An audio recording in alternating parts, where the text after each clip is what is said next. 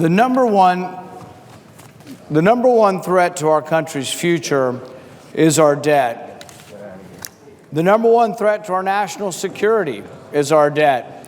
When Admiral Mullen was asked about the debt in the recent future, in the recent past, he was said that it is indeed the debt that is the number one threat to our national security. This deal gives the president the power to borrow unlimited amounts of money. This is extraordinary in the sense that we are not to specify how much money the president can borrow. We are to allow the president to borrow unlimited amounts of money. This deal represents the worst of Washington culture. One of the colloquial ways of putting this is guns and butter. What this deal does is it allows one side to have more guns and one side to have more butter. It's the old proverbial guns and butter that is bankrupting this country. Mr. President.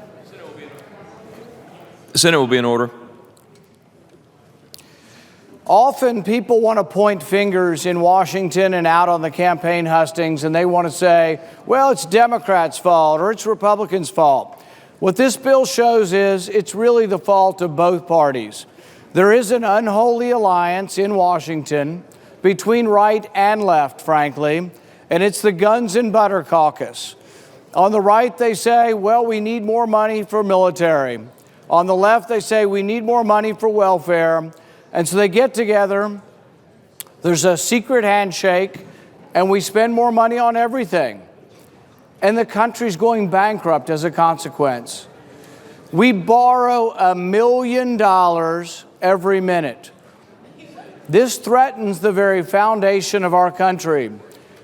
If you ask people, and I think if you ask people throughout America, Republican, Democrat, or Independent, if you ask them whether or not it's a good idea to continue to borrow money without reforming what we do, to continue borrowing money at an alarming rate without saying enough's enough, we should spend only what comes in.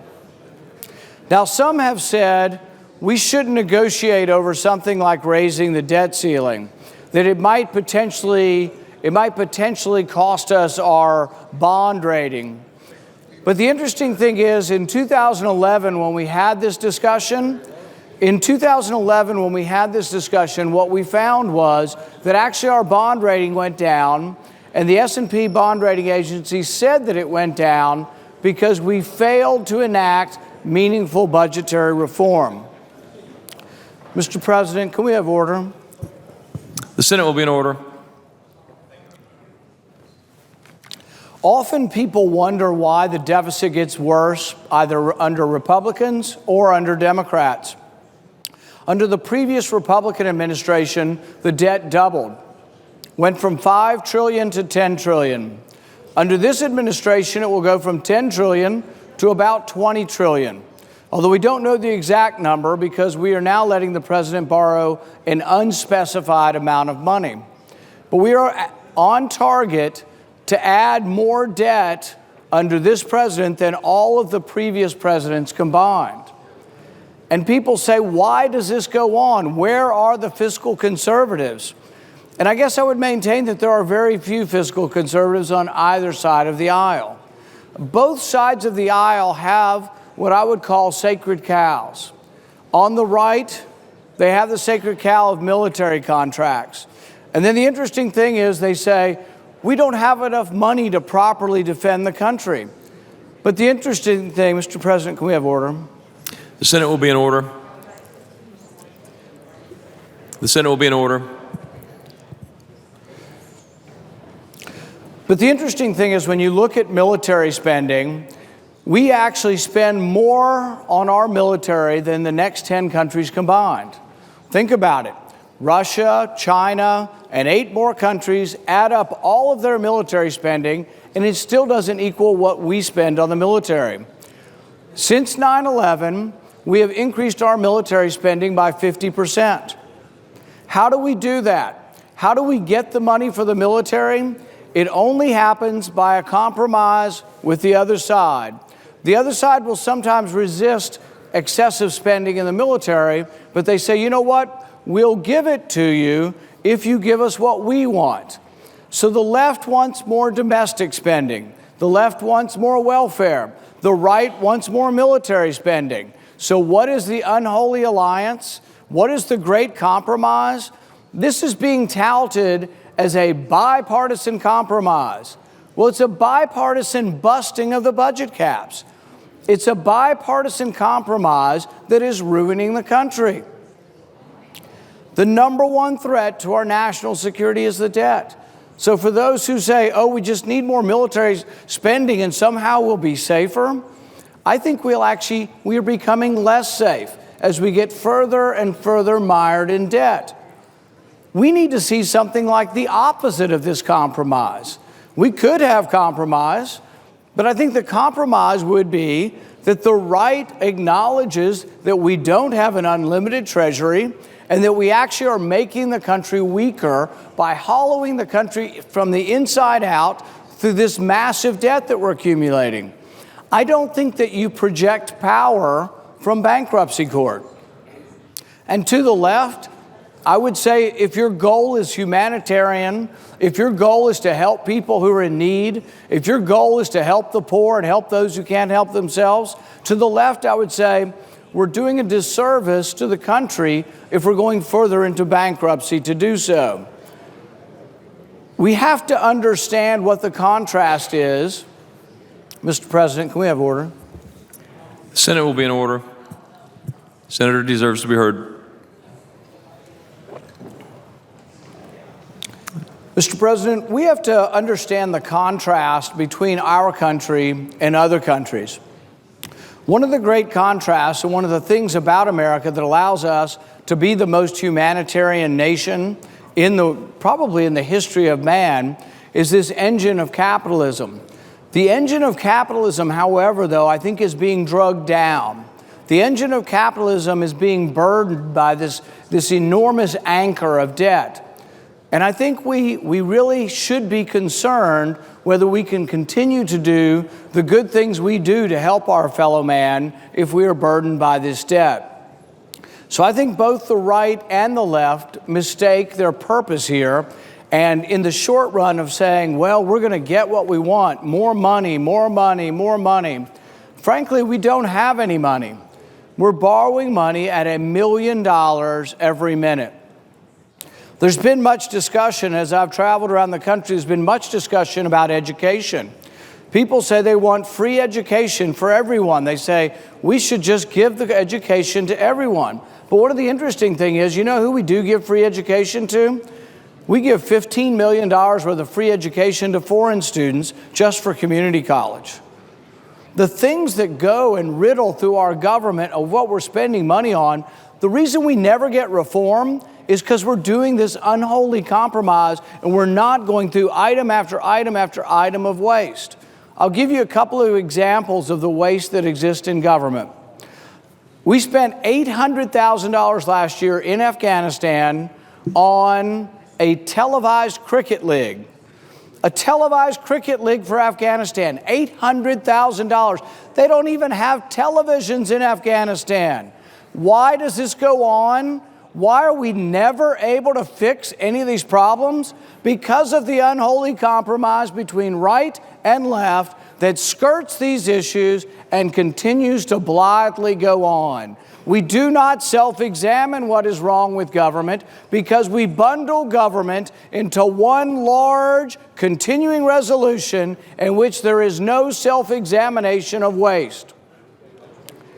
Mr. President, The Senate will be in order. We spend $150,000 on yoga classes for federal employees. We spent a couple $100,000 last year studying whether or not Japanese quail are more sexually promiscuous when they're on cocaine. The American public is outraged at the waste. Even within the Defense Department, we have within the Defense Department hearings just this week that said that we waste $20 billion on one program. This program is called the Future Combat Systems. So we waste money, but nobody's fixing it. The American people are asking themselves, why does it go on? Why is there never any reform? Why? Because there's an unholy alliance between the right and the left. Everybody gets what they want. The right will get more military money. The left will get more welfare money. Guns and butter in abundance. Who gets stuck with the bill? The taxpayer. The taxpayer is stuck and burdened with the bill, and we have made our future generations indentured servants. We are making the next generation bear the burden of our profligate ways, and there is no sustained force to say enough is enough. The Senate will be in order. When we look at waste in the military, former Secretary of the Navy, John Lehman, who was the youngest Secretary of the Navy under Reagan, has said that he believes we do need to modernize our Navy. He thinks we do need more ships. But he also says we should pay for it by reducing the costs in the Pentagon, by reducing the bureaucracy in the Pentagon. When John Lehman was Secretary of the Navy, there were 7 joint task forces. There's now 250 joint task forces. But here's what I would ask you. We have this program that was pointed out this last week, Future Combat Systems, $20 billion worth of waste in the Pentagon. Do you think it's going to get fixed if we raise the level of money we spend? The only way waste is ever ferreted out is if we lower the amount. If you lower the top line number, if you lower the amount of money that is given, waste will have to be ferreted out. In fact, what we need are the constraints of the marketplace that ferret out waste within the private marketplace. The opposite happens in government. When you look at governmental spending and you look at it department by department, what really happens is the opposite. As each department gets to the end of their fiscal year, what do they do with the remaining money? They spend it. They try to spend their money at the end so they'll get it the next year. I've proposed a budgetary reform which wouldn't fix the entire government, but it would actually do something, I think, to lead us in the right direction. Mr. President. The Senate will be in order. Members will please take their conversations off the floor. I've proposed legislation that I think actually would help to right some of the problem and try to have correct incentives in the way we spend our money, both on the military side as well as on the domestic side. What I would do is I would give all federal employees bonuses based on cost savings. So the American people, when they read about the waste, throughout government, they say, how come it never gets better? You want to know why Congress has a 10% approval rating? Because you guys just raise all the money. You blithely go on, rubber stamp, give the money, we got to go for the weekend. But the thing is there are ways we could reform this. If you gave bonuses to federal employees for finding savings, then you would have the correct incentive. The same kind of incentive that you have in private business that tries to maximize profit by reducing cost. In government, though, you never get that. In the government, people keep spending their money and spending their money. In fact, what we've discovered is as the fiscal year comes to a close, spending accelerates and multiplies. People spend more money in the last month than they spend in the other 11 months. They spend more money in the last week than they spend in the early weeks. And they spend more money in the last day of the fiscal year than any other day of the year. In fact, as the sun rises and as the sun sets, you can watch the spending accelerate on the last day of the fiscal year. As 5 o'clock approaches in the east, there's a fury to spend money. And as the sun continues into the west, when you get to federal agencies in California, they're spending it like crazy as 5 p.m. approaches. Why don't we fix any of these problems? We don't fix them because we've become a rubber stamp and we give everybody what they want. The right gets their money for guns, the left for butter. Guns and butter is bankrupting the country. What we really need are fiscal conservatives. You can be liberal and be fiscal conservative. You can be conservative and be fiscal conservative. But the problem we have now is that there are people on the right who are actually liberal with military spending. I don't think that you can be a fiscal conservative if you're for unlimited spending for the military. Mr. President, we have order. The Senate will be in order. Senate will be in order. If you look at what we're spending on the Pentagon, you look at what we're spending on military spending, we spend more than all the next 10 countries combined. We have increased our defense spending by 50%. Perhaps we should look at the amount spent and try to ferret out waste and try to figure out what's working and what's not working. While we're doing it, we should think long and hard about whether or not we want to get back involved with another war in Iraq.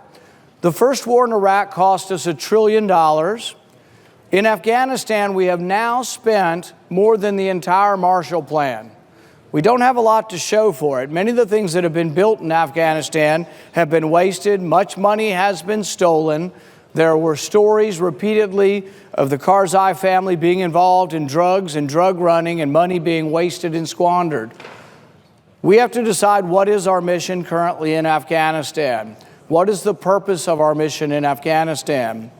What is the purpose of our mission currently in Iran and Iraq? Are we going to be back in Iraq with another 500,000 troops over there? Are we prepared to spend another $1 trillion in another war in Iraq? The message that I'm trying to get across tonight is that it is not the fault of one party or another, it's the fault of both parties. And I think the American people actually recognize this because essentially there's a universal disdain for all of those in office. And if you haven't missed this, if you haven't noticed this, or if you've missed this, you're missing out on something big that's happening in America. What's happening in America is that people are very, very upset that nothing seems to improve, that the waste continues on, the spending continues on. If we look at projects that are wasteful, I'll give you another example of a project that really annoys people. This project is one where we spent $250,000 bringing 24 kids from Pakistan and bringing them to space camp in Alabama. There are hundreds and hundreds of these projects. We have American kids who can't afford to go to space camp in Alabama. What in the world are we doing, borrowing money from China to send it to Pakistan to bring some of their kids to space camp? It's outrageous. We're bankrupting the country with this. And it goes on and on. One of the reasons there is never any reform in our spending is because we don't address spending the way we should properly. There are 12 different departments of government, and about 10 years ago was the last time that we actually passed appropriation bills. So there are 12 departments of government. We should pass and exercise the power of the purse by passing the individual appropriations bills. If we were to do that, that's when we would begin to reform. That's when we would begin to say, we don't have the money to spend on this. That's when we would ask tough questions. But Congress has become a shell of itself. Congress has become so minuscule as to be almost insignificant. This is with regard to almost all policy. The executive branch writes the regulations, the executive branch fights the wars, and we do nothing. We've been at war again. Well, really have been at war almost constantly for the last 20 years, but we've been at war again in Syria and now in Iraq for over a year, and yet Congress has not weighed in. Congress has not voted to give the president any authority. Some will say, well, we gave him that authority on 9/11. Well, go back and read the use of authorization of force from 9/11. Read the use of authorization of force and see what is in there. What you'll find is in there is that it was directed towards those who attacked us on 9/11. Well, they didn't attack us from Iraq, and Iraq had nothing to do with 9/11, and yet we used that same resolution from 15 years ago. Think about the absurdity of this. Think about the absurdity of using a resolution from 2001 to fight war forever. Can a vote from a Congress that probably more than half of us were not part of this Congress in 2001, can that vote really be used to bind generation after generation after generation in perpetual war? We find also that it is both sides, really. Both sides have supported the war in Iraq. You had Hillary Clinton support the war when she was here. She now runs away from this, but you also have Hillary Clinton, who's still involved with wanting us to be back involved with Syria, calling for a no-fly zone. Before we get involved, shouldn't we have a debate in Congress? There's an extraordinary amount of money that is spent. There's an extraordinary amount of lives that are lost. In the Iraq War, we spent over $1 trillion, but we lost also nearly 5,000 of our brave young men and women over there. The problem in Washington, and this is, I think, an interesting point, many in the media point out, and they say the problem is incivility and not getting along. I guess I would argue the opposite, that we get along too much, that compromise actually comes too easy. And then when you look at whether or not there's enough discussion of whether or not the debt is harming us, there's actually too much agreement on both sides and lack of concern really for the debt. So you have both sides coming together with this bill to basically say that we are going to give the president an unlimited amount, unspecified and unlimited amount of borrowing power. I think that's bad for the country. I think I'd prefer to finish up, and you know what? I think each senator can have an hour, and I would love it if you'd fulfill the next hour and make points about why we really are spending our country into oblivion. But I think I'm going to finish my hour. Can the parliamentarian tell me how much time we have remaining? The senator has approximately 38 minutes remaining. Good. When we look at the problem here, it isn't really a problem that involves a lack of compromise. What we have is both right and left have come together, and not just tonight. Right and left have been coming together for a long time up here. Right and left have been saying, you scratch my back and I'll scratch yours. Basically, the compromise is we both get what we want. The right's sacred cow is military spending. The left's sacred cow is domestic welfare spending. And both sides end up getting what they want. But as a consequence, we borrow $1 million every minute. Many economists have said that our debt is actually the biggest threat to our future. Many economists have actually said that our debt is actually costing us about 1 million jobs a year. When kids ask me, what about a job? What are you going to do to create jobs? What are we going to do to keep America strong, to keep America producing and manufacturing and creating millions of jobs? Well, I think it's the wrong thing to add more debt. I think it's the wrong thing to spend money you don't have. And so often up here, everybody looks and says, well, I'm going to do this with the money, when indeed the first thing we should be asking is, where's the money going to come from? We borrow the money to China to send it to Pakistan. We've sent billions of dollars to Pakistan. And I'll give you an example of where we could save some money, and yet there seems to be very little interest for saving money in Washington. I put forward an amendment I think about 6 months ago in the Foreign Relations Committee. And my amendment said that any country that persecutes Christians shouldn't get any of our foreign aid. And I've asked people about this in Kentucky and across the country. Should a country that persecutes Christians get any of our foreign aid? I haven't met anybody who's in favor of that, and yet almost everybody up here is for it. The vote was 18-2 in the committee to continue sending foreign aid to countries that persecute Christians. And you say, well, how are you defining that? How do you define the persecution of Christians? And it's pretty easy, actually. We defined it as any country that puts a Christian to death or puts anyone to death for criticizing the state religion. In Pakistan, it is the death penalty if you criticize the state religion. It is the death penalty if you convert from the state religion to any other religion. And yet we pour billions of dollars in there. When I tried to end the practice of sending money to countries that persecute Christians, the response from the other side was, well, this money isn't going to those who are persecuting Christians. The money's going to the moderates to influence their behavior. The problem is that there's no objective evidence that they are changing their behavior. If you look over the last dozen years, you look over the last 2 decades in Pakistan, are they becoming more friendly to America? Are they changing the laws so they don't persecute Christians? Well, it's actually probably the opposite. In some ways, there's been more radicalization of Pakistan. I'll give you an example. Asia Bibi. Asia Bibi is a Christian. There aren't many Christians left in Pakistan. But Asia Bibi went to the well in a small Muslim village. She went to the well to draw water. But as she was drawing water, they began to stone her. They stoned her and beat her with sticks until she was a bloody pulp.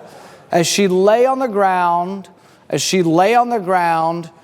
crying out for help and hoping that someone would show up, finally the police came. And as the police came, this Christian woman, Asia Bibi, as the police came, they didn't help her. They arrested her. She was arrested and accused of criticizing the state religion. What is our response? Our response is to send more money to Pakistan. We continue to send money, good money after bad, to countries that abuse their citizenry. You look at a country like Saudi Arabia. Many people have forgotten that 16 out of the 19 hijackers were from Saudi Arabia. We still have some questions from the 9/11 report that do discuss the possibility of Saudi Arabia's involvement in the 9/11 attacks. But we also have a Saudi Arabia that has a horrendous human rights record. And this is a question that's been put forward as some have said that their goal is to support women's rights, such as Hillary Clinton. And yet she's taken tens of millions of dollars from Saudi Arabia. In Saudi Arabia, there was a young woman who was 17. They called her the Girl of Qatif. She was raped. She was gang raped by 7 men. When they finally brought about justice in Saudi Arabia, their idea of justice was that the girl that was raped was publicly whipped. She was whipped for being in the car with an unmarried man. If you think foreign aid and selling weapons to a country like Saudi Arabia is going to change your behavior, you've got another thing coming. If you think selling weapons to Saudi Arabia or selling weapons to Egypt is somehow changing their behavior or creating a warm, fuzzy feeling in the hearts of Saudi Arabians or Egyptians for us, you've got another thing coming. We sent over a period of time $60 billion to Egypt. Probably a third to a half of that was stolen by one family, the Mubarak family. We also sold a lot of weaponry to them, and some of the weaponry they ended up using on their own people.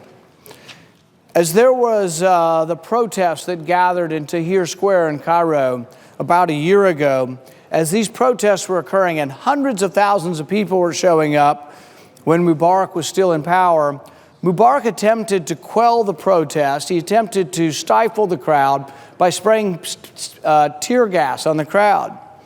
And that's bad enough to try to quell protests with brute force. But what made it doubly force is when the Egyptian bent over and they picked up the empty cartridge from the tear gas and it said "Made in Pennsylvania." You see, I think America is a great country.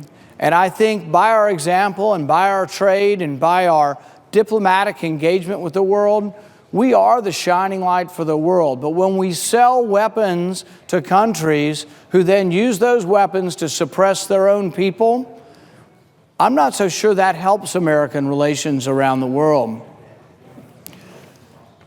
We should participate as a body more in how the money is being spent. I think this is one of the points of this resolution when we see that we're giving an unspecified amount of borrowing power to the president. We've done it both ways in the past. We've done it this way in the past, and I think it's wrong was wrong then. But we've also done it when we've allowed the president to borrow a certain amount. Many people have argued we shouldn't have a debt ceiling. We should never have this problem. It's too disruptive, and we should just let them always borrow as much as they want. I really think the opposite. I think we need to keep a closer rein on what actually happens in government. But I also think we need to specify and lay out the entire budget. A good example of this is when we had the Ebola outbreak and people were looking for money and they were saying, oh, there wasn't enough money. Well, it turns out there was plenty of money, but the money was being spent on a lot of bizarre things that come out of the NIH. We looked and we found that over $2 million was being spent on origami condoms. Well, I think we're fairly good on the science of condoms, and an extra $2 million on origami condoms was not perhaps the best use of money. But when you bring out these outrageous spending examples, you'd think, well, certainly we're going to fix it, right? Every year, I think for the past 20 years, there's been a waste book produced. The waste book has hundreds and hundreds of items that should be eliminated. How come they're in there every year? How come we never fix any of this? It's because we don't have individual appropriation bills. We don't look at the individual bills and say, this is how we would reform it. Now, some have said, we're not passing those appropriation bills because you're trying to tell the president how to spend the money. Well, yeah, that's what we're supposed to do. That's what the power of the purse is. If you ask people around the country, what is the thing they're most unhappy about? I know from talking to Republicans and conservatives, the thing they're most unhappy about with us, and when I say unhappy, I mean really unhappy, is they're unhappy that we're not exercising the power of the purse. That basically we are a rubber stamp for big government. Now, others will argue, they will say, we need to be the adults in the room and we need to govern. We need to govern seamlessly with no hiccups. But I would say there are two potential problems here. You could argue that, well, by letting us get close to the brink on debt ceiling, or getting close to running out of money, that's disruptive and sends a bad signal to the marketplace. And you could argue in the short run that maybe that's disruptive, but you could also argue that it's incredibly disruptive to the country to keep borrowing money at $1 million a minute. So I think you have to weigh which is worse. Is it worse to keep borrowing money at $1 million a minute, or is it worse to actually have a little bit of uncertainty about the debt ceiling? With regard to the debt ceiling, though, if you look at the debt ceiling and say, would we ever default? We bring in tax revenue about $250 billion a month. Our interest payments lately have been averaging about $30 billion. There's actually no risk of defaulting at all, and we should do the opposite. Instead of scaring the marketplace and saying that there is any chance of default, we should say we have no intention of defaulting. We should say that we won't default. In fact, we have legislation. I've actually introduced legislation that would, and it's called Default Protection Act. It says that we won't default. It says the first thing that we will spend out of our revenue would be our interest. It also says that out of our revenue, we would pay for Social Security. We'd fully fund it. We would pay for Medicare and fully fund it. We would pay for our soldiers' salaries. We would pay for Veterans Affairs. And people say, well, we have little else. And, then maybe the question should be, maybe government shouldn't be doing much beyond interest, soldiers' salaries, Veterans Affairs, Medicare and Social Security. Maybe that's what government should do and nothing else. At least until we got caught up again, at least until we had as much money coming in. What would happen if we didn't raise the debt ceiling? If you don't raise the debt ceiling, you've got a balanced budget. Is it really so awful to conceive that we would only spend what comes in? Every American family does it. Every American family only spends what comes in. I think it'd be something good for the country to do that. But there's even a better way. What many conservatives have offered is something called cut, cap, and balance. This is a way we could raise the debt ceiling, and we would temporarily raise it for about a 5-year period. Do you have my instructions? You get them? We would raise the debt ceiling in a gradual manner over about a 5-year period. And the reason you would do that, and the reason I would vote for that, is I would vote for it because we would be balancing the budget. So cut, cap, and balance, we would cut the deficit in half in 1 year.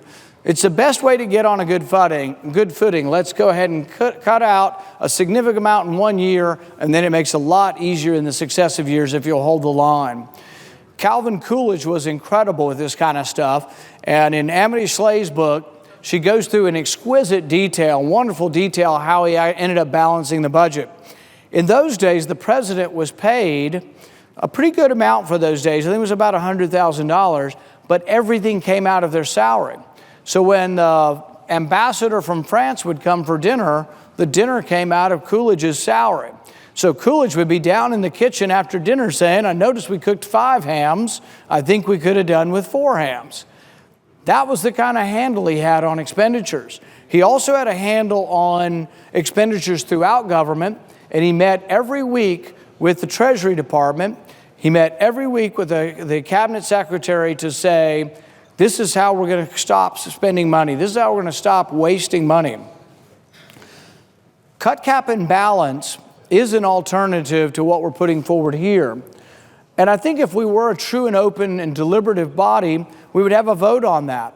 But no vote has been scheduled for cut, cap, and balance. So those of us, and I think there were a significant number who said that this deal is not a good deal, those of us who believe it to be not a good deal were not allowed the opportunity to have an alternative.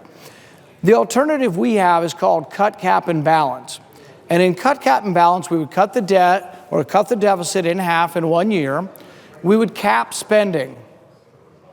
Well, this deal actually does the opposite of capping spending. This deal actually gets rid of the caps and exceeds the caps on spending. We would cap spending at 18% of GDP. That means you'd multiply 18% by the total dollar amount of the economy, and that's what we would spend. Now, why did we choose 18%? We chose 18% because that's about what comes in historically on average. If you look over the past 20 years, we have occasional times where we bring more money in, occasional times when we bring in less, but on average, we bring in about 18%. So really, if you want to balance your spending, which would be the responsible thing, if we were responsible adults and we cared about the American people and cared what they thought and cared that they were worried about the debt we were adding, we would spend about what comes in. So 18% is about what comes in. If we spent 18%, we'd have a balanced budget. And I think people ought to think about it in this perspective. We bring in $3 trillion. Our problem isn't so much how much money comes in. Our problem is that we spend in excess of what comes in. Couldn't we really just spend what comes in? Couldn't we spend $3 trillion? Couldn't we have a strong country? I think we'd actually be a stronger country if we spent only what comes in. We wouldn't have no government, and in some ways we might have a government that was even bigger than I desire. But if we only spent what comes in, if we spent the $3 trillion, and that's all we spent, think of how strong we'd become again as a country. Think about the strength of our marketplace, the strength of the stock market, the strength of our job creation if we were only spending what comes in. This is not a new problem. It's accelerated under this president, but I think we should be very ecumenical with the blame. There's enough blame to go around. I really think that there is an unholy alliance, and really the problem in Washington is not lack of cooperation, it's too much cooperation. We have decided, right and left, that we want to spend more money, but we don't have the money. So what do? We say we're going to simply borrow it. But there are repercussions to borrowing. There are repercussions to spending money we don't have. I think this is a point in time where we should reevaluate. It's a point in time where maybe you ought to spend time and go home. I know when I'm at home, I don't meet anybody that's for this deal. Those who vote for this deal, maybe if you're from a state that isn't concerned about the budget, isn't concerned about the debt, you may get away with it. But I think people are going to have a rude awakening when they get home. Because outside of D.C., the antipathy for this deal is rising. The anger is rising. The belief that basically everybody needs to be sent home from Washington is a rising sentiment in the country because we don't appear to be listening. If you ask people, and I ask people all the time, do you think we ought to have term limits? The answer is yes. Hey, excuse me. This is for the Social Security.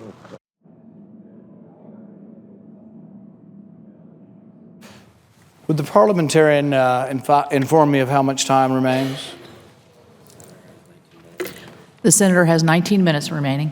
Okay.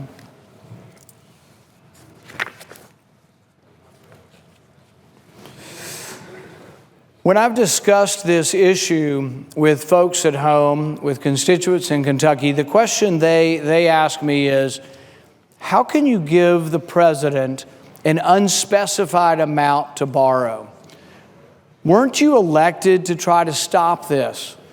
I was elected in 2010 when the Tea Party movement arose, and the Tea Party movement arose, and this is an interesting, maybe some say historical fact, the Tea Party arose really not so much in criticism of Democrats. The Tea Party folks weren't those who really believed that Democrats would be fiscally responsible.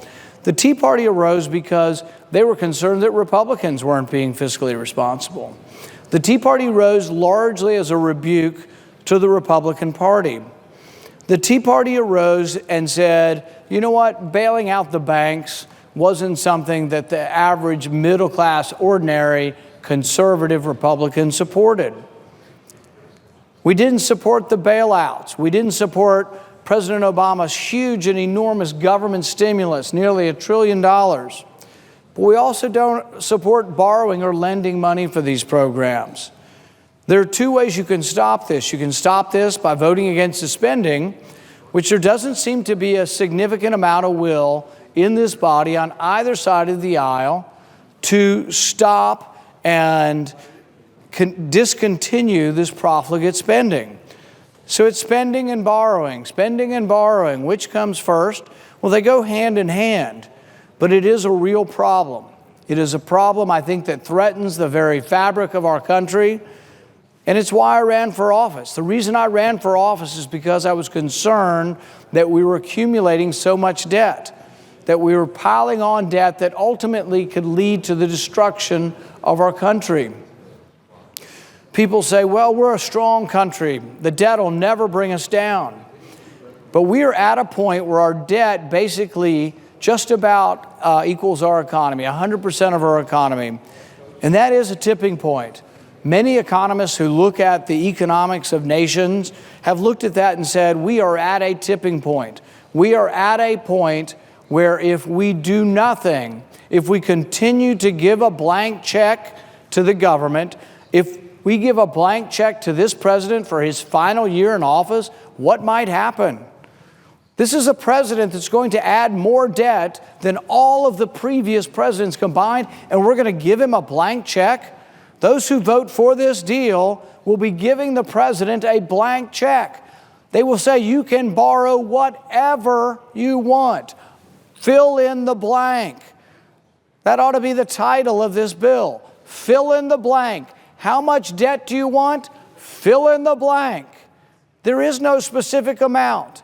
This bill will allow for unlimited addition of debt. This bill is exactly why people are upset and angry with Washington. The fact that this bill is going to slide through is exactly why Congress has about a 10% approval rating. People up here scratch their heads and can't figure it out. This is why. They don't want you to act like adults and govern over this enormous debt. They want you to act. They want you to do something. They want you to quit the borrowing and spending. But the lesson that needs to be learned is that this isn't one-sided. This is not the fault of one party. This is a two-party problem. These are the two parties getting together in an unholy alliance and spending us into oblivion. People say, well, how will we defend the country? Don't we need more money? We have increased military spending by 50% since 9/11 in real dollars. There is waste in the Pentagon. I've been arguing that we should audit the Pentagon. The Pentagon says they're too big to be audited. How insulting. It goes on and on. The frustration of the American people is that as it goes on and on, nothing ever changes. The establishment in Washington is completely and utterly tone deaf to the way America feels about this. All you got to do is drive outside the Beltway and enter into America and ask the first person you meet at a supermarket, do you think we should keep borrowing more money? I don't care what party they are in. I defy you to drive outside the Beltway, stop at a gas station, stop at a supermarket, and ask the first person, do you think we should increase the debt and increase spending at the same time? Do you think we should increase the debt? Do you think we should increase the debt ceiling with an unspecified amount? Ask any parent of a college-age kid whether we should give them a credit card with no limit. Your child comes to you and has $2,000 on the credit card. What do? You tell them they have to watch their spending. Do you give them more money? No. Should we give Congress more money? Hell no. Congress is bad with money. They're not good with money. Do not trust them with any more money. It's a mistake, a huge mistake, to give this body any more money. We should be doing the opposite. We should be binding this body with the chains of the Constitution that say only certain powers were delegated to Congress. Only certain powers under Article 1, Section 8. And we shouldn't allow for unlimited government. Our founding fathers were concerned about a big government, but they were also concerned about a big and overwhelming military that was there all the time and would tend to grow. Even some of our greatest heroes, President Eisenhower, worried about the military-industrial complex. So there have been leaders in the past who have said, we have to be careful that we don't get to a point where the contractors are driving Congress, where the contractors are creating a situation in which their concerns and their well-being is more important than the well-being of the country. Will the parliamentarian report on the time remaining? The senator has 13 minutes remaining.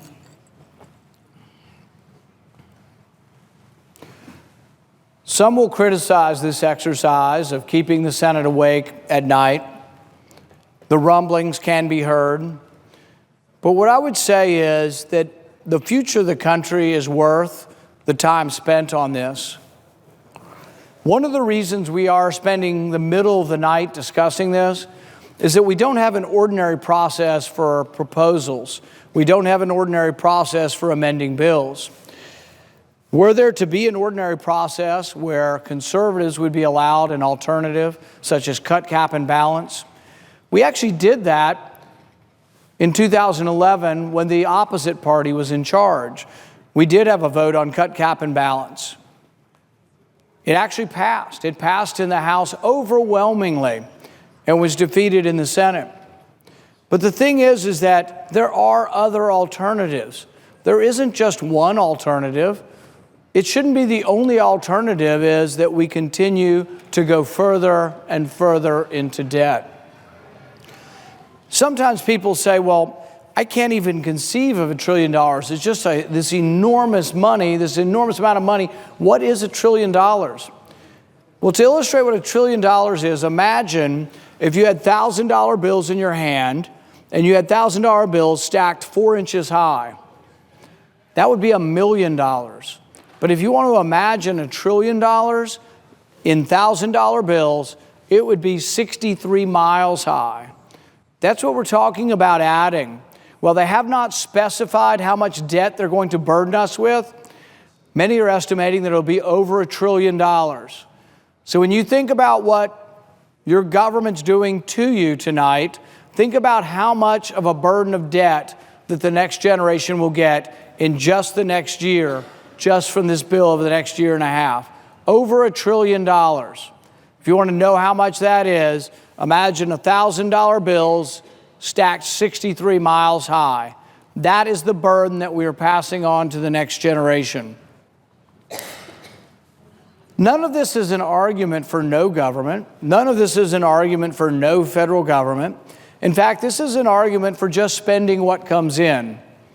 We actually have a lot of money that comes in. $3 trillion comes in. Could we not simply live with the $3 trillion that comes in? What would happen to the country if we only spent what comes in? Would there be some sort of calamity? I think it would be actually the opposite. I think you would send a signal to the world that we are serious, that we are going to make America great again, that America's greatness, which was founded upon fiscal sanity, small government. Liberty thrives when government is small. We need a government that is small and restrained by the Constitution. If we had a government that were restrained by the Constitution, we wouldn't be in this fix. Many of the functions of government that we do up here are not written into the Constitution and were never delegated to the federal government. That's the reason we've gotten into this fix, because we've gotten away from the confines of the Constitution. Jefferson once said that the chains of the Constitution will bind government. Patrick Henry said that the Constitution is not about restraining the people. The Constitution was intended to restrain the government. There's been a long history of this. This is not something that's occurred overnight. If you want to go back and see the history of people trying to restrain their government and keep their government small, you can probably go back to the plains of Runnymede in 1215. When Magna Carta was passed, that was one of the first explicit sort of explosions of people saying to government, enough's enough. The king does not have unlimited power. This goes against the character and the charter of the Magna Carta, which tried to limit the power of the monarch. Instead, we are giving unlimited power to borrow to the president. So if you look at the character of the Magna Carta and you look at the character of our founding fathers who wanted to have restraint, who wanted government to be restrained by rules, what you find is we're going headlong in the wrong direction. What we really need is to obey the Constitution once again. And when we obey the Constitution, I think what would happen is your budget would balance almost automatically. It would balance every year. Washington does need to have compromise, but this is the wrong kind of compromise. The compromise is going in the wrong direction. What we need is compromise that actually reduces spending. Instead, we have compromise, or so-called compromise, that is actually increasing spending. This deal will give the president unspecified and unlimited power to borrow money without limits. In the president's last year in office, he will be able to borrow whatever, no limits whatsoever. We are abdicating our role as a constitutional body to limit and check the power of the presidency with this. And some will say, oh, you're only saying this because it's a president of the opposite party. I would be saying this if it were a president of either party, because we've allowed too much power to gravitate to the presidency, and this allows even more. Will the parliamentarian give us an update on our time remaining? The gentleman has 5.5 minutes remaining. In the remaining time, I'd like to talk about a budget point of order that I'm going to be put forward. This legislation does something that many in this body have been critical of in the past. It actually takes money from the obligations to Social Security and transfers them to a more immediate program. Specifically written into the budget rules, though, were rules that say, you know what, if you're going to take money, if you're going to steal money from Social Security, from people who are retired who have put it in there, and you're going to spend it on something else, that there is a special budget point of order that says, in order to do this, you will need 60 votes. So we will be putting forward a budget resolution that says, do you know what? If you're going to steal money from Social Security, if you're going to take money from Social Security and you're going to spend it on other concerns, people say, well, we're going to spend it on disability. Well, the Social Security Fund was put forward as a pension plan. You have an obligation to those who put the money in. So stealing money from people who will be getting money in the future to pay for immediate concerns is robbing Peter to pay Paul. So those in this body will be asked tonight to vote on whether or not you're willing to vote to take money from Social Security to spend it on immediate concerns. This is sort of like saying, all right, I have a pension fund. Let's say I have $100,000 in my pension plan, but I want to go to the racetrack. And I need some money this week, so I'm willing to take the $100,000 out, and I'm willing to pay a $30,000 penalty, but I'm willing to do it because I am an addict, and I am addicted to spending, and I've got to spend the money now. That's what it is, and you're all guilty of it, right and left. You're going to take money out of the Social Security Fund, and you're going to spend it on an immediate fix. And by fix, I mean not fixing the program. By fix, I mean what a junkie does. A junkie is addicted to spending. That's what the problem is here, is that we were addicted to spending.